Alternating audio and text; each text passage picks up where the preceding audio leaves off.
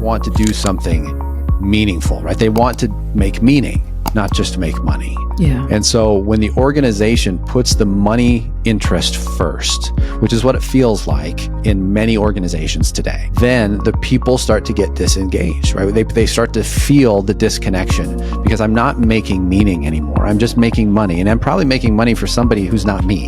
Honestly, right? There's somebody above me who's making a lot more money than me, right? So that doesn't feel good either, right? Yeah. So we start to get these disconnects between what makes a meaningful life that feels well lived, and what kind of is driving the engine of business. And so I think it's that disconnect, right? We've got this kind of organizing story of work that really is disconnected from what makes humans live lives that they really enjoy. Welcome to Connecting the Dots. I'm your host, Jessica Caresse, and this space is a place where you talk about seemingly random topics, but in all actuality, they're connected together. And today's episode is sponsored by J. Caresse & Company, which is a management consulting firm which offers project management services and anything related to your software development needs. And today we have a very, very special guest. His name is Allan Dykstra. He is a Future of Work keynote speaker and the world's foremost practitioner on human energy.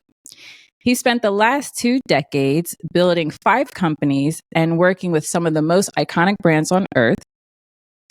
His clients having a combined employee count of over 1 million people. Josh is also an author, TEDx speaker, and founder and CEO of The Work Revolution, where they fight for the future by fixing work. Josh, welcome. Thank you so much. I'm so glad to be here. Thanks, Jessica. So we are starting this podcast. This is the first podcast recording of the year 2025. And I'm so incredibly excited to have you on.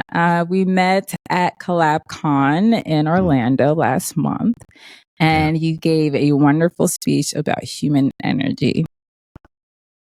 How did you get into this? Well, my journey actually starts with music. So I was a classically trained pianist growing up. So I grew up on stages playing piano. And so I was classically trained from the age of 5. And then I started picking up other instruments.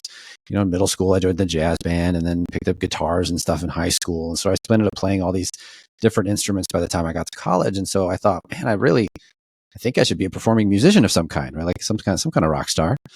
And so I thought I would be a singer-songwriter kind of person, and I pursued that pretty seriously after college.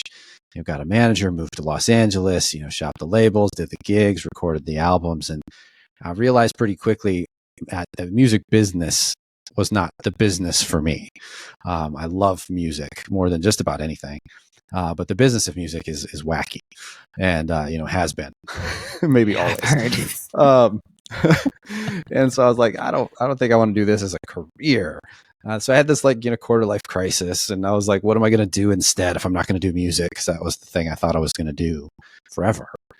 And eventually, I kind of looked back at all the jobs that I worked while I was doing music, right? Because you have to work normal jobs when you're playing music because music doesn't pay you anything. And so I had all these weird jobs, right? I worked in big companies and small ones and for-profits and nonprofits. And I was kind of reflecting on all these different jobs. And I had this kind of tiny epiphany, which was when my job was better, my life felt better. Like I felt better. And when my job was worse or my manager was crappy or the culture was garbage, right? I felt my life felt worse, right? So the quality of my job had this direct reflection and impact on the quality of my life. And so I was like, that's an interesting thing. And so I did just a tiny bit of research and realized, oh my goodness, this is not a Josh phenomenon. This is an everybody thing, right? Like the quality of your work really impacts the quality of your life because you spend so much of your life at work. So I was like, well, that's interesting. And then I did a little bit more research and I realized, oh my goodness, everyone kind of hates this thing called work, right? Like it's really bad. Like you look at the statistics, it's like between 70 and 80% of people that are just kind of like, or worse about work, this thing they spend the majority of their waking life doing. So I was like, that doesn't feel right.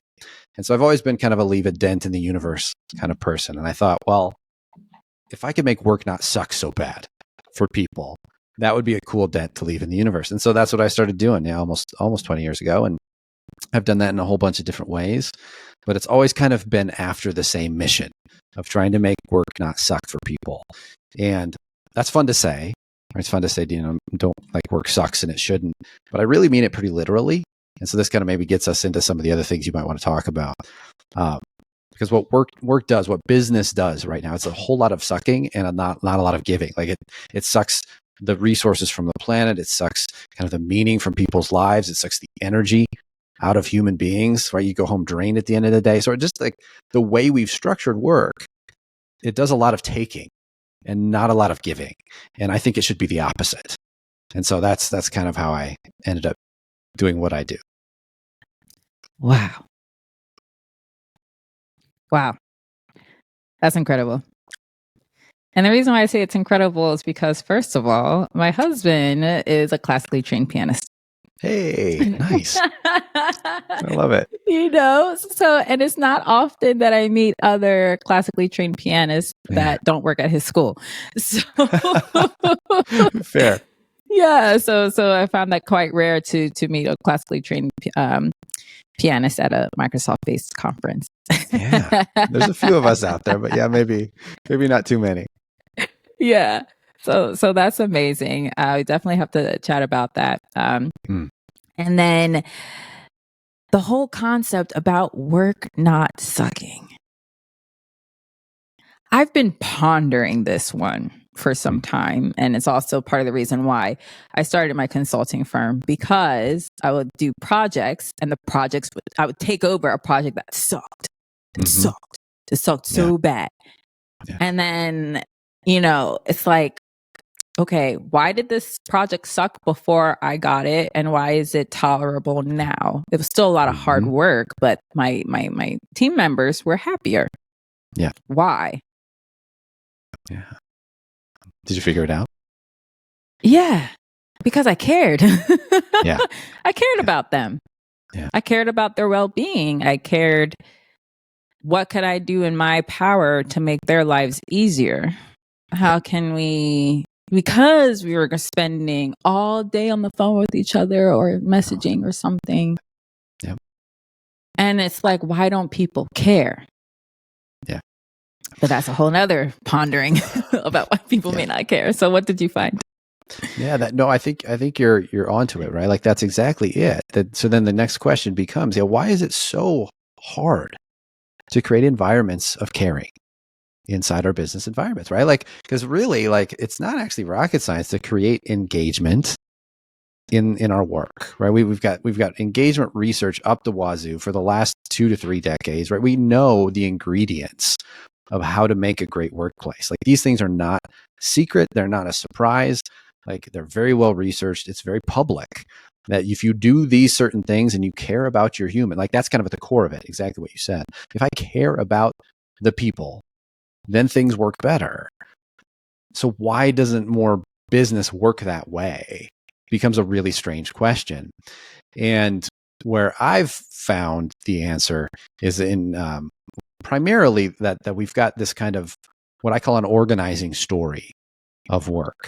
And the organizing story of life really is work, right? First of all, so like to understand the way that humans currently have organized our lives mostly orbits this thing called work, right? It determines where you live to a large degree, less and less so. It determines how much disposable income you have, the people you see the most, the people, right? Like it determines so many things about it, whether you have health insurance or not. If you live in the US, right? It's all kind of revolves around this thing called work. And so that's the organizing story of life. But then the organizing story of work is where it becomes problematic, because the organizing story of work is really one to just add profits to shareholders, right? Like this has become the dominant organizing story of work over the last, 3 or 4 decades, especially. And so what we've got this kind of oversized focus on making money. And this has been shown over and over too throughout research, right? When organizations, they focus too much on making money, right? It actually, like, I'm going to say, colloquially, it kind of sucks the soul out of the company. And so this is why it kind of ends up because people, we don't really exist for that. Like, that's not what people want to devote their lives to. Humans want to do something meaningful, right? They want to make meaning, not just make money. Yeah. And so when the organization puts the money interest first, which is what it feels like in many organizations today, then the people start to get disengaged, right? They start to feel the disconnection because I'm not making meaning anymore. I'm just making money, and I'm probably making money for somebody who's not me, honestly, right? Yes. There's somebody above me who's making a lot more money than me, right? So that doesn't feel good either, right? Yeah. So we start to get these disconnects between what makes a meaningful life that feels well lived, and what kind of is driving the engine of business. And so I think it's that disconnect, right? We've got this kind of organizing story of work that really is disconnected from what makes humans live lives that they really enjoy. Mm-hmm. You know what's interesting? Because I hear you exactly about the whole shareholders value type of thing, because that's a lot about how like a lot of business operate. It's like, it's all about the bottom line, bottom line, bottom line. Yeah. But it's fascinating because I'm listening to the book about Warren Buffett called The Warren Buffett Way. Yeah. And his investment philosophy and just, more about his life story. And obviously he cares, like the businesses he selects are businesses that offer value to shareholders, right? They increase shareholders' value. But the criteria listed in the book about how he goes about which businesses are doing that in a healthy way. Yeah. The company culture is supposed to come into effect too, where people actually like what they do. Yeah. Yeah. And there really is this interesting effect where if you look over a long enough time horizon, the incentives are actually aligned, right? So if you look back at it, there's an older book now called Firms of Endearment that really studied this, right? And it studied, okay, if there's a company that's focused on making going after a purpose, right? A purpose-driven organization, how do they succeed financially? What's the output of that approach? And over a long enough time horizon, they outperform everybody, right? They by just leaps and bounds. They're so much better financially performing, but it has to be on a long enough time horizon.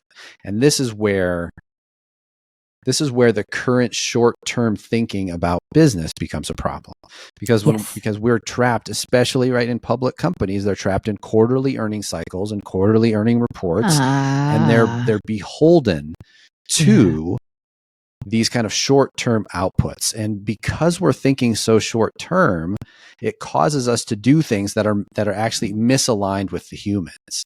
So it's not that in many cases, leaders and managers, they're not trying to be bad to humans. They're actually just trying to uphold the short-term thing that they feel like they're beholden, that they're responsible for. Yeah. Right. And what happens is that those things are misaligned. Like, humans by nature, we are long-term investments, right? Our careers are 30 to 50 years long. That's a bit longer than a quarter. That's a bit longer than a 3 months, right? Like, so it's just, they're completely like kind of at odds. They're kind of fundamentally incompatible. So what you find is in certain companies, and some of these I think Warren has invested in, you have leaders who decide to look in a more long-term way. Yes, exactly. Right? They think, right? And they kind of buck the system though to do that, right? They're kind of like working in spite of the system, they are not as part of it. And so you do see that though, right? You see those kind of outliers, but they are outliers by and large. Most people kind of exist within the short-term cycle.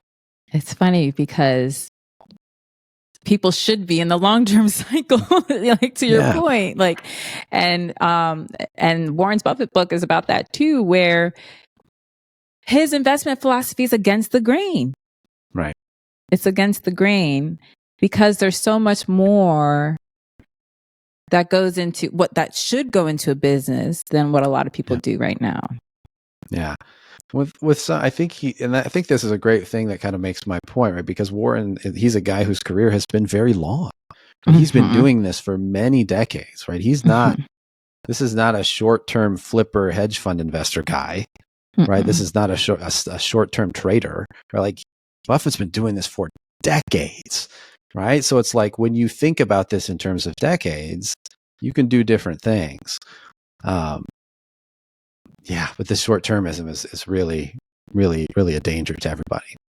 Yeah, it is. You know, and sometimes I also think about like, how did we get to this state to begin with? Yeah. About like, because there's so many people that enter the workforce with one set of expectations. At least that was for me. Yeah. And there was a lot of people that have a similar story as me as well. And it's like, work was really unsatisfying to me because I felt like I got scammed into the path. I felt scammed. Because like you go through like the schooling system. Because I went to regular middle school. My high school's kind of, Yeah. And they preach the same thing, like get good grades. Yeah. You can go these paths. You can go into accounting. You can go into. They're so exciting and fulfilling. So they tell you that it's fulfilling, mind you. And most of the teachers never worked a day in their life in the corporate environment. So this is what they tell you. Right. Take out student loans and you're going to have a high paying job. Yeah. And everyone loves what they do. Yeah. And then you start working. I know. And you're like, everybody hates what they. It's like a factory system. Yeah. Starting from when you're in school and you have all this pressure, you got to figure out your life right now. Yeah.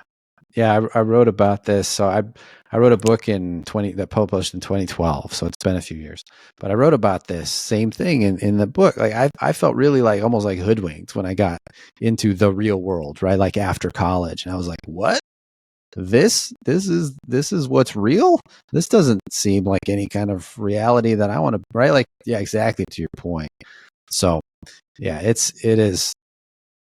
We've designed it, and your point about the factory is a good one too, because what's happening is we've designed this, right? These are systems, and what systems do is they create outputs based on certain inputs. And so what we're seeing in the work space is not a broken system. It's a system that's doing what it was designed to do. Right? It's designed to largely dehumanize, and it's largely designed to suck the resources from the planet. And it's designed, right? It's designed to maximize for shareholder value and returns, right? Like it is actually not, this is not broken. It's working the way it should. Not should, but it's working the way it was designed. And so what we've got to, and this is where we have to get into kind of like systems theory to understand how to fix some of these things, because otherwise we're just kind of treating symptoms and not really getting to the core of the problems. I was waiting for you to get into your systems thinking. We can go there if you like. Let's go to systems thinking. Yeah. Yeah. Is there a particular kind of issue you'd like to talk about? Because right, there's many kind of overlapping systems here that are producing outputs that are suboptimal. There are. I think I've been pondering a little bit on the way that you said that the system is designed to dehumanize. Yeah. So you think it's or you've come across that it's kind of intentional. Well, and again, it's not the leaders, right? It's not the managers. It's the system that kind of like the operating system that runs in the background. So the metaphor I like to use here is it's kind of like the operating system on your computer, right? Like, so you're running a Mac OS, you're running Windows most likely, and like that operating system decides a lot of things for you, right? It decides whether you can install that program, or it decides whether you can, plug in that microphone, or right? It makes a lot of decisions for you. So this is kind of what's happening inside our workplaces as well, as there's a dominant operating system of work, and it's one of hierarchy and top-down management styles. And it's got a lot of like shareholder return, right, is a big part of the operating system, right? So it's got these rules that are kind of baked into the operating system. And then those rules make a lot of decisions for us. And so what we need to do, I think, first is start to recognize that, oh my goodness, there's an operating system here. And maybe it's not actually a system that we certainly didn't design it, right? Neither of us on this call, right? Like probably none of the listeners, right? Like this was all designed well before we came on the scene. So we're existing inside this system that's making decisions for us. Do we like it? Right? Do we want it to continue? And what happens is that it seems to happen, at least, is that there are cycles to these systems. And so what we find is we've got systems that kind of get built and they work for a while, and then they kind of start to decay and they start to not function very well anymore, and then they need to be rebuilt, redesigned, reimagined. And so in my perspective, we're in one of those periods right now where we're seeing kind of the decay and disintegration of most of the systems around us that kind of make life work, so to speak. We're in a period right now where it's like those things don't feel like they're working anymore.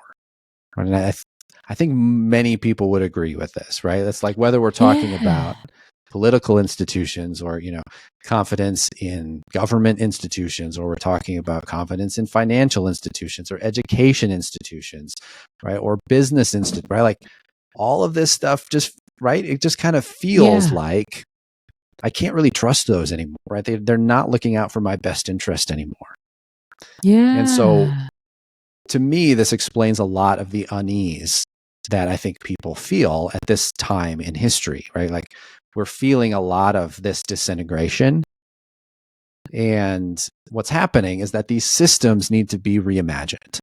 And I think this is really largely the goal over the next 10 to 15 years, especially, is to reimagine new systems that have different kinds of outputs.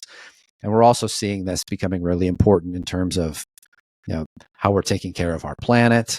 Right. Like these, right there, we're coming up against some really, really scary kind of planetary boundaries in terms of climate, right? Like there's all sorts of system level things that we need to reimagine if we want the kind of lives that I think we want to have. Yeah. Yeah. It's so funny because for me, I noticed the decay of people. Say more about that. I never thought that I would come across so many people who are sad. They hate their lives. They're miserable. Yeah. When I was a kid, there seemed to be less miserableness. Yeah. Like you go to school, everyone is fine. They're happy. Yeah. They have something that they look forward to. Yeah. I mean, they may not like school, but they weren't miserable. Yeah. And today, somebody might not like their job, but it's like beyond not liking a job. It is. I agree. It's beyond not liking a job. Yeah. Yeah. And I think my hypothesis there, Jessica, is that where that comes from is the disintegration of all of these operating systems that make life make sense, right? And when all of the institutions around us don't make sense and don't kind of keep, right? It's just like on your computer, right? If something's wrong with your operating system, right? Like nothing's working, right? Like your day at work will not work, right? If the operating system on your computer is broken. And that's how we've all been living, is with an operating system of life that's kind of been like decaying. And so I think that does. I think it leads us all to this feeling, or many of us, to this feeling of increased anxiety and increased miserableness, right? To use your word, right? Like that's I agree. But I think that's why. I think that's why this is happening. And maybe it helps people to understand that this is what's happening.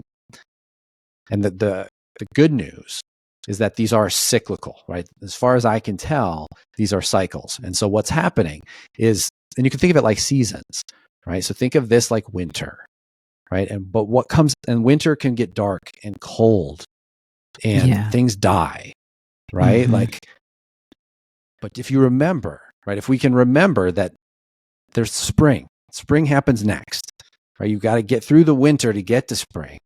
But if we can remember that, then I think it gives me a lot of hope to say, okay, but we're going to get a chance to rebuild these systems into things that don't make us miserable, that hopefully bring us more life and energy. We can build that, and we're going to get the opportunity, I think, in the next decade or so.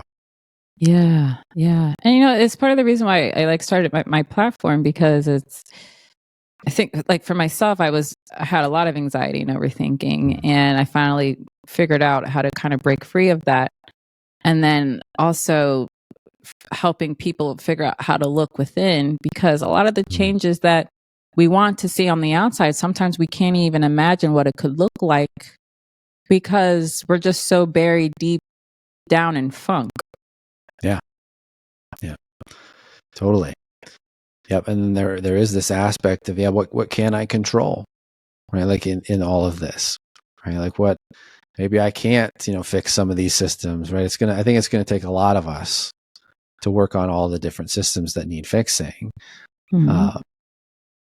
Maybe we can only do one small part of that, but like knowing what's in our sphere of influence and what's outside of our sphere of influence, I think can also be very helpful. Can bring some peace into our minds. Understand, right, that there's a lot of reinvention needed and happening, and there's a lot of people working on a lot of parts of these problems, and that gives me some hope, because then I remember, okay, I need to focus on what I can control, which is largely just me. But what can I contribute, right? It does, but it does, to your point, it helps with like where's my locus of control. Remembering that helps a lot. It's true, because like even from a business planning perspective, and then one of the principles I'm trying to incorporate into my life is what I do in business or personal or what I'm consistent regardless of the setting. I'm consistent in my practices regardless of the setting. So in business, you have to make like a vision statement and a mission statement, that you want to live by or incorporate into your culture, so on and so forth. But all of those, that should stem from within. So if you're just an solopreneur, that needs to come from within yourself. And then when you start planning out your life based on your values, but again, you have to get out all the gunk, all the programs that are in your head that are not yours. You get all that out, and you can identify what your true values are. Then you start to operate in life a little bit different, because then you start putting structure and boundaries in place so that you can uphold your values. And so, like, to your point about let me focus on the things that I control. I feel like everyone should focus on like themselves and the things that they can control within themselves, because then you'll have more people living by their values, putting in boundaries. And when you put in boundaries and stand firm on something, an existing institution or an existing mountain will start to crumble when enough people have their boundaries up. I think that's well said. And I would love to encourage listeners, if they're wondering, okay, what do I do next, right? How do I process some of this? It really is, it's probably an interior look, right? It's like, start within the mirror, start looking there, and figure out, and this gets back to the human energy concept, right? So it's like, figure out what brings you energy in life. Like I'm guessing that you could make a list really quickly for me about all the stuff that sucks the life out of you. Right? That's an easy list to make. What's a harder list to make is, what are the activities that bring me energy consistently, almost every time I do them? Most people don't know. We have a big long list of stuff that we hate doing. And we talk about it at the pub, and we talk about it at the bar, and we talk about it with, we complain about, right? But when it comes to things that bring us life and energy, most of us don't really have very much energy intelligence, is what we call this. And so that's a really good place for people to start, is to say, and you can do this, right? Because your body is actually a very good energy detector if you pay attention to it. Like it will tell you that, oh my goodness, I really like that thing. When I get to be in that brainstorming meeting, or when I get to be in that meeting where I get to really dig into the details, or right, like if you pay attention to these things, you can start to understand that, okay, those things consistently bring me energy. Do more of that. Right. And then I would say do more, like as you get a handle on what are those things that bring you life and energy, do them in service of a mission that matters to you. There's lots of problems. There's lots of broken systems. We need people to help work on these things. Find something that really pisses you off and go work on it. Right? Like take what energizes you and bring it to something that matters to you. And I think if we all do that, I think we're going to rebuild these systems in really good ways in the next 10 years. If enough of us will do that. Yeah. No, I think you're absolutely right, because then when you're passionate, fired up, and you care, and you're putting out that caringness into everything that you do, you start to attract the same type of people who care too. And then it's like, hey, how can we work together? And then this person knows another person. It's like, hey, so then you have that snowball effect. Yeah. And it's just not as lonely too, right? I think a lot of us people who like consider ourselves change makers in some fashion, or we want to make a difference, or we want to make a dent, it can sometimes feel like a lonely job. We can feel like, oh, I'm the only one doing this. And the reality is you're not, right? There are so many of us out there, and we might be working on slightly different angles of similar problems, but there's a lot of people who care and are trying to make things better. And that gives me some comfort too, because sometimes it does feel like lonely work. Yeah, it does. It does. Yeah. It does. It does until you start speaking more about it, and like that's right. Everywhere you go, then it's like, oh, that's interesting. Yeah. Yeah. Oh, you care about that too? Totally. I found that same thing. Yeah. So like, I'm curious, with one of the companies that you've helped, what was their, like, what were their issues before? Like, like, I guess like a case study, right? So what were their issues like before? And then what did you do to help change it? And then what are they like now? Yeah. Oh, let's see. These guys I don't have an active contract with anymore, so I could probably talk about this one. I actually got to help rebuild the global performance management framework for Chanel. And it was amazing. It was really amazing. Wow. Yeah, and I'll so what they wanted to do, and one of my good friends, also worked there, and she's just a powerhouse. She's amazing. And so she got all of this stuff started, and then brought me in to help a little bit, try to kind of get it across the finish line. And so what we ended up doing was putting this philosophy of getting people energized and at their best at the center of the entire performance framework. Right. So when you think about many companies and the way they think about performance, right, it gets kind of like penalizing, and it gets kind of and people don't like it, right? Like nobody really looks forward to their performance review. Thumbs down. Right, like that's not the thing people look forward to in the year is performance review time. Yeah. But at Chanel, what they did, that was just magical, and I just give them as a company so many props for this, and then also the colleagues who led this on the inside. This idea of, okay, if we start, like if you think of it like a bullseye, and at the very center of it is every single person at their best. Right? Like if you get to be at your best at work, I mean, what's so great about that is it is because it also involves energy. Right? Like you can't be at your best when you're drained or disengaged or like checked out, right? Or not caring or not feeling cared for, right? Like all of those things have to work together to feel like you're at your best. And so when you put that at the center of the model, it does kind of magical things. And so, and this was quite a few years ago now.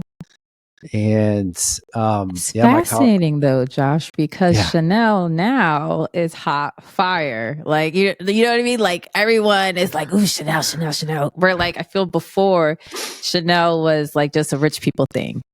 Interesting. Yeah, I don't know too much about that, but that's an interesting perception. Yeah. No, because I'm And into fashion, so yeah. yeah, yeah, Okay. yeah, Well, I don't think there can be a downside, right? From like yeah. helping people be at their best, right? Like any company that does that, right? Like it's going to create good things. And this is one of the other things I'll just give so much props to Chanel about. They think very long term, right? They're not a publicly traded company. And so they think very long term. Mm-hmm. They think in terms of decades, sometimes centuries. Yeah. Like, and this is part of what allows them to do this kind of stuff. Is they're willing to make long-term investments into people because they think in long-term ways and not in short-term cycles. And so, yeah, they were just a delight to work with. And I hope our work there did some good. I think it did, right? Because you really can't go wrong with saying we want everybody to be at their best at work as often as possible. Mm-hmm. Mm-hmm. No, that's excellent. No, that's a really excellent story. And Yeah. I'm pretty sure like you really can't go wrong with that at all. Yeah. And so like as it relates to you, when you come off of a project or something like that, like how's your level of fulfillment with it? It's always interesting kind of being in that consulting role, right? It's one of those things where you never really know how, like, does it make an impact, right? Because it's kind of like you go in and do the work and help them. And, I was fortunate to be inside that project for quite a few years. So I did get to see some of the benefit. And my friend on the inside, she came back later and said, yeah, I think this is one of the most impactful things we've done, since I've been here. Right. So like I got to hear a little bit of that one, of the results, to be like, okay, yeah, I think this made a difference. And I think that it's still going, it's still active as far as I know. And hopefully still helping people. But many times you don't, right? Many times you just don't know what happens on the other side of your initiative or ideas or project, right? You do your workshop or you do your consulting assignment and give people the ideas, and then it's up to them to implement them. And oftentimes you don't know what happens, or kind of the ripple effect that may or may not occur afterwards. So it's kind of a strange job that way. Yeah, because it's up to the person that you've been working with at the company to implement. Yeah, oftentimes, yeah.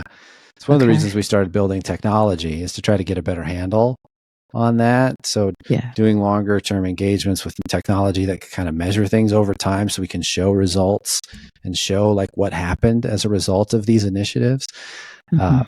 So yeah, some of our more recent projects, with our app that we built, those were fun too, because we did get to see a little bit more of, like, because we could measure a little bit more of here's the impact of what's happening when people are doing these practices. They're getting these outcomes. And that was really fun to see too, because we were able to reduce burnout. We were able to increase retention. We were able to kind of do the things organizations want. But like we started at the beginning of the conversation, none of this stuff is like rocket science, difficult to understand, right? All of these ingredients are out there. It really just comes down to, are leaders willing to do the practices? Are you willing to practice the practice? And that's kind of the magic. It's the hardest part. What was one of the top resistances for those leaders to implement the practice? Everybody struggles with time. I think nobody has enough time. Nobody has time or space to imagine doing anything more than what they're doing, right? We kind of started to say, everybody, you talk to anybody, and then they feel like the busiest person in the world, right? They're convinced that no one in the world is busier than they are. And maybe it's true, right? I don't know. But this is kind of the way everybody feels, right? It's like, I have no time or space to do it. So this becomes probably the primary objection or challenge to getting people to, it's like starting a new workout. Right? It's like, where do I fit that? Like, how do I put that in my schedule? Like, and it's really not even about putting it in the schedule. It's about keeping it on the schedule. Like that's the harder part, right? Like working out in January, doing a new workout in January is much different than still doing that workout in September. Yeah. Right? Like those are very different things. And what we wanted was the September, right? But not the January. Like we don't want just like the initial rah rah. I'm excited. It's a new year. I can try whatever. But we wanted people to continue, and the sticking to it turns out to be the really hard thing, because it requires a lot of discipline. And discipline is often like super unsexy. Like it's just not the fun thing, right? Like flossing your teeth, right? It's just not the fun thing. It's not. No. But it, like over the long term is really good for you. Yeah. And so that becomes, I think, the hard part is like time, and then the discipline to keep it going over time. Yeah. So like I'm a project manager by career, and we manage time. Mm-hmm. But it's so fascinating because it's always easier to manage someone else's time versus your own. Yes. But I made a declaration to myself this year where I am time boxing my life, and I'm going to annual plan out my life with time boxing for this year, because there's a particular goal I would like to reach by the end of the year. And I was building out my schedule, and the reason why we don't have time anymore is because we're so available to everything and everyone. Yeah. Because we have cell phones. We have cell phones. Yeah.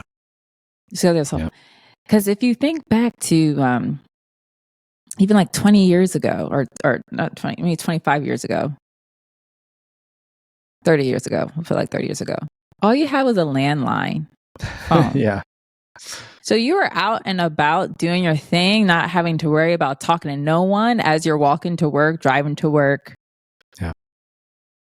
So now that we're available to everybody and everything, it's impossible to keep boundaries so that you can stick to your routine and the things that make you happy, because everybody else has a need and they're calling you and texting you about their needs. I know. We didn't have that before. No. Yeah, and it's just the notifications from everywhere. I don't know if this came through the microphone, but the Alexa on the other side of this desk just did a notification dinging noise. I didn't hear it. Okay. And I'm just like, what a perfect way to make your point. Like this stuff, like it just comes at us all the time. Like we're getting dinged and pinged and like poked and like all these. So like learning to like put like either tone them out or like turn them off becomes the new discipline, I think. Right? Like how do you create space where you can just be where you are? And this is something we're working on with the kids, is because we're noticing what they like to do now is like have one AirPod in their ear, and so they're listening to music while they're having a conversation with me, while they're also like playing a game on their iPad. And I was like, okay, here's what we're going to practice. We're going to try to practice being present where you are, because it turns out this is really difficult, is to just be present where you are. Yeah. And so we're working on that. It's a practice. It is. It's quite difficult. It is. It's funny because last year I was convinced I had ADHD. But then I noticed as I was putting up more boundaries in my life and being a little bit less away from my phone, or being away from my phone more, not scrolling so much, because I have someone that helps me with my social media now. Nice. Well, they've been helping me. So they've been helping me out a lot. And I'm like, I can focus better now. Yeah. It's like engineered ADHD with everything that calls your attention. Totally. Oh yeah. It's intense. It really is intense, and so it becomes part of that kind of like unsexy discipline category, right? To learn how to like turn that stuff off and close your email programs when you need to. And so I think time boxing is a really great strategy, right? Because then you're doing that practice of trying to just be where you are and work on the thing that you're working on, and not be so pulled in so many different places. Yeah. So then with your mission of trying to help change these organizations, and a lot of people struggle with time. Like, did I just plant a seed for you to help people with the time management now and all of this, so that you have more implementation of. Oftentimes I think time is the wrong place to look because time is actually quite malleable, right? And we know this because if you're doing something that sucks the life out of you, it's interminable, right? Yeah. It's like if you hate spreadsheets and you're forced to be in a spreadsheet for 5 minutes, it feels like a freaking hour. Yeah. Right. Versus if you're doing something that you love doing, you could do it for 2 hours and it feels like 5 minutes. So time actually is much more fungible than we think, right? It's like, this is not, I actually think time is not the right place to look. I think energy is the better place to look because when you're doing things that energize you and put you in a zone of flow, like that's actually when you're more productive. It's that's where you can get into a hyper-focused state.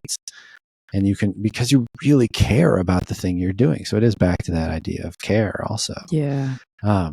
So I what actually about think when you have the mixture of things, you have things you have to work on, right? Because you just have to. Right. Totally. And I would say that's why. So our philosophy on that would be, that's why teams exist, because a lot of different people like different things, and different people like working on different things, and different people are energized by different things. And so the best teams are ones that are made up of people who have an extremely diverse set of energizers. And so you've got another person on your team who loves to do that thing that you hate to do. And so the game for us and the way that the work that we do with people and companies and leaders, this is the game. It's to do fewer things that have that type that you just described, right? It's like, you shouldn't be doing a bunch of stuff that you just have to do, or that you hate doing, or that it drains the life, right?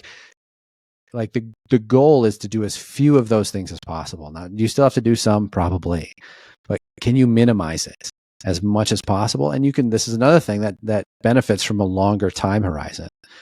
Because if you say, if I can just work on this a little by little, maybe I can't hire that admin this year, but next year I can. And then I'll be able to get rid of some more things that drain me. Right. So that's kind of our philosophy on that stuff. Yeah. No, I love it. I love it so much. And the reason I love it so much is because inadvertently I've done that for myself.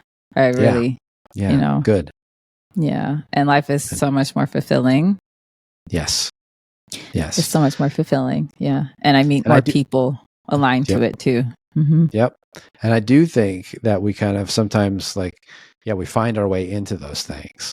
And it's like, oh my goodness, why did I not do this before? I could have just hired somebody to do my social media 2 years ago. Right. And it's just like, so we have those moments.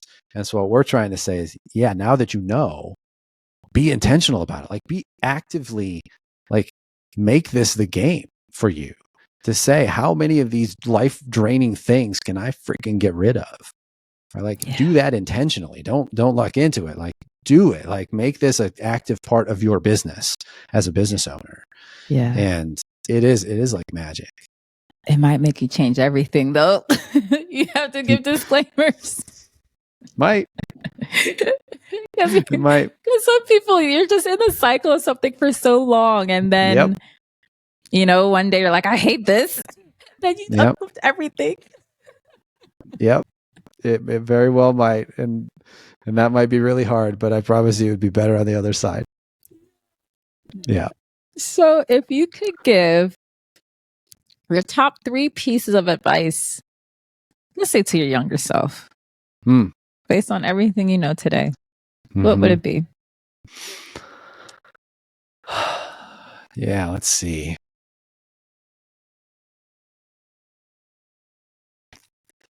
I would probably say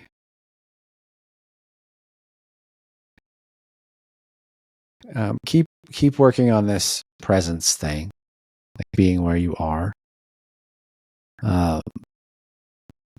It's really challenging, but it's kind of the thing that makes life worth it. Because otherwise you're kind of outsourcing your life to a whole bunch of experiences that you're actually not having. If you're not present in the moment you're in. Oh, that's excellent. And that's going to be hard, but stick with it, younger Josh, cause it's worth it. I would probably say be really careful with business partners. So I've had a number of experiences now that have taught me some important things about business partners. And I would say, you know, on that line, yeah, just make sure you've got kind of like all of like everything documented properly. It's kind of like have a prenup for your business partnerships. You know, assume the best, but plan for the worst with business partnerships. Mm-hmm. And then maybe the third one would be, you know, just go raise a boatload of money in 2020. Because the money is flowing freely. It was. And it's not going to come back. Unless you're open AI, I guess, then you can get lots of money. But that could have been helpful for my last business. Yeah. That's a whole nother podcast. That one's a little bit joking because I don't know if I would change my experience there, but yeah. Yeah, the first two for sure. Now you piqued my interest. Now I'm curious. We're gonna have to dig into that in the next one. Happy to come back anytime. Hey Josh, where can people find you? Best place is probably my website, which is joshallan.com. So it's ALLAN, 2 A's, 2 L's, joshallan.com. Or come find me on LinkedIn, Josh Allan Dykstra. I connect with everybody. I'd love to talk to you. If I can be helpful to you in any way, that would make me super happy. Yeah, please reach out. Yeah, that's probably the places. Wonderful. Josh, thank you so much for coming on my show and chatting about me. I can't talk. Chatting with me about this. It was. I loved it. I love the conversation so much. It's definitely an area of interest of mine as well. And yeah, I loved it. Thank you so much. Oh, thank you for having me. I feel like we really connected some dots today. We went all sorts of places and hopefully connected some dots for your listeners. And thank you for having me, Jessica. I'm so glad we met. Thank you. Me too. Thank you so much.